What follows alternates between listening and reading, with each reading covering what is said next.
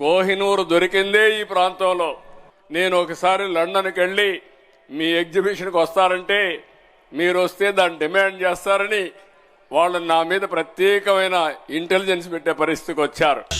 రామచంద్ర ఈ over action భరించలేకపోతున్నాను రా. కోహినూరు వజ్రాన్ని ఎత్తుకెళ్ళిపోతాడేమో అని చెప్పి బ్రిటిష్ వాళ్ళు రానిలేదంట. చంద్రబాబు నాయుడు గారి మీద ప్రత్యేక నిఘా పెట్టారంట. వాళ్ళు ఆ వీడియో వినుంటారు, తెలుసు కదా మీకు ఆ వీడియో ఏంటో. దొంగ అనమాట, దొంగలు చేసే పనులు అయ్యే కదా.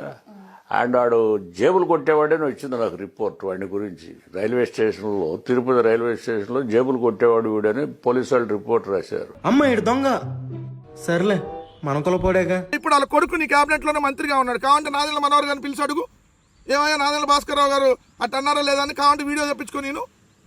సో అందుకని వాళ్ళు భయపడి ఉంటారు. నువ్వు వాడికొస్తే ఈ కోహినూరు వజ్రాన్ని కూడా ఎత్తుకుపోతావేమో ఏంటి అందుకని వెళ్తున్నాం. నాదెండ్ల భాస్కర్ రావు గారేమో రామారావు గారికి సింగిల్ గా వెన్నుపోటు పడిచాడు. కుటుంబం మొత్తంతో పొత్తులు పెట్టుకొని నువ్వు వెన్నుపోటు పడిచావు. మీ ఇద్దరికి తేడా ఏం లేదు. ఎందుకు సార్ పాతగాయని మళ్ళీ రేపుతారు? మా మిస్సెస్ అయితే 20 సంవత్సరాల కంటే ముందు ఒక సంస్కృతికి శ్రీకారం చుట్టారు. మనం ఎక్కడున్నా మన ఊరికి వెళ్ళాలని, మొట్టమొదటిసారిగా సంక్రాంతికి గ్రామాలకు వెళ్ళాలని ఒక సాంప్రదాయం నెలకొల్పారు. ఇప్పుడు చెప్పండి, లేకపోతే ఉగాదికి, దసరాకి, దీపావళికి, సంక్రాంతికి ఈ పులాశాల నుంచి పాము బిల్లలు, చెంటపకాయల దాకా అన్ని మొత్తం మేమే నేర్పాము.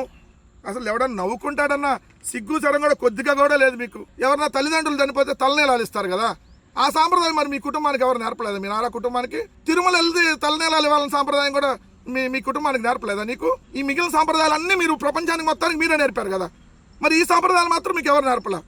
సిగ్గుండాలి.